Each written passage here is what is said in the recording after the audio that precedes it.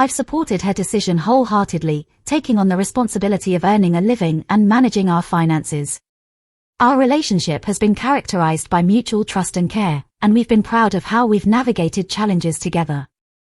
However, everything changed 2 months ago when a small, seemingly trivial argument took an unusual turn. Typically, we'd cool down within a day or two, and life would return to normal. But this time, my wife remained distant and her behavior started to shift. She stopped eating, began engaging in intense workouts, and secured a job, which she will start next month. When she leaves the house, she doesn't communicate her whereabouts or expected return time. Her patience with our son has waned, and she has become rather harsh with him. Additionally, our love life has come to a standstill, and she is preoccupied with her smartphone. When I confronted her after several days of these changes, she told me she needed to be selfish at the moment. She acknowledged that her radical transformation might be unsettling for me but insisted she couldn't do anything about it. I even inquired about an affair, and she denied it. For the past few weeks, we've been living almost as strangers, with little to no affection or effort on her part to change anything. She isn't angry or hostile, just remarkably distant and cold. Recently, I stumbled upon her Bumble account, a dating app, raising further questions. I'm struggling to understand her behavior and what course of action to take. Could she be experiencing a midlife crisis and need time to overcome it, or is this the beginning of the end? I'm genuinely unsure about how to proceed. Could I be considered in the wrong for missing my sister's wedding and calling her ungrateful, even though I supported her when she needed it most?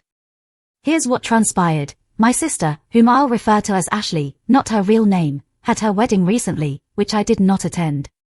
A couple of years ago, Ashley was battling medical depression and required extensive treatment, which she couldn't afford. I stepped in and covered all her expenses. No friends or relatives offered assistance. However, when I found myself in dire need of financial help not long after, I asked Ashley. She flatly refused, claiming she couldn't assist and instructed me not to bother her with such requests again. This left me dumbfounded, considering the substantial financial support I'd provided. When I questioned her, she callously stated that it wasn't me who had cured her, it was the medication and the doctors. Although I disagreed with her perspective, I chose not to argue further. Fast forward to her wedding, I informed her that I wouldn't be attending. She was taken aback and questioned my decision. I candidly shared that I had better uses for my time than attending the wedding of someone with her attitude. She responded with anger, asking what my problem was and requesting that I not insult her. I retorted, explaining that her actions had been the source of insult, as she showed no gratitude for my past support when she refused to help me in a time of need. I pointed out that I hadn't even requested reimbursement for the expenses I had covered on her behalf, and yet she displayed no compassion. We engaged in a heated argument, and others advised me to let it go and attend the wedding. But I stood my ground and refrained from participating in her wedding, not offering any congratulations either. Do you think I acted foolishly in this situation? What do you believe is the best course of action? I don't believe you acted foolishly at all. Your actions were quite reasonable. It's apparent that you weren't merely seeking reciprocation but rather a degree of consideration and appreciation from your sister for the assistance you provided when she needed it most. You had every right to express your grievances. The decision to skip the wedding stemmed from her lack of gratitude and her refusal to acknowledge your support. In such circumstances, it's crucial to stand by your principles and values, as you did.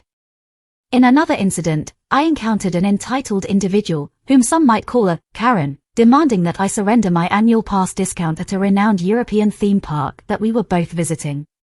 It's genuinely astonishing how some people carry themselves with an air of entitlement. This is how it unfolded. I hold an annual pass to one of Europe's most celebrated theme parks, which costs around €200 per year. This pass comes with a range of benefits, including a 5% discount on souvenirs and food. During this particular incident, I found myself in a souvenir shop, indulging in my hobby of collecting pins. In line ahead of me, a woman with a stroller filled with various items, including children's pajamas, blankets, plush toys, and an array of souvenirs, had just completed her purchase. Spotting my annual pass, her demeanor instantly brightened. She said to me, "Oh, you have an annual pass." I was looking to befriend an annual pass holder to take advantage of their discount. Those were her exact words. The cashier exchanged glances with me, silently conveying a resounding no. Undeterred, she turned to the cashier and inquired, "Can I return all of this and buy it again using her discount?" To no one's surprise, the cashier rejected her request. Slightly irked, she left the shop, while I proceeded to pay for my pins. The cashier and I shared a brief conversation, and he sighed in disbelief, remarking, "The audacity of some people." Even if I had known her beforehand, I would have firmly declined her request for a discount. I pay for my annual pass with my own hard-earned money, and if she wanted to benefit from a discount, she should have obtained her own pass. My discount is meant for friends, family, and myself, not for a random stranger buying a multitude of souvenirs and presuming an entitlement to other people's discounts.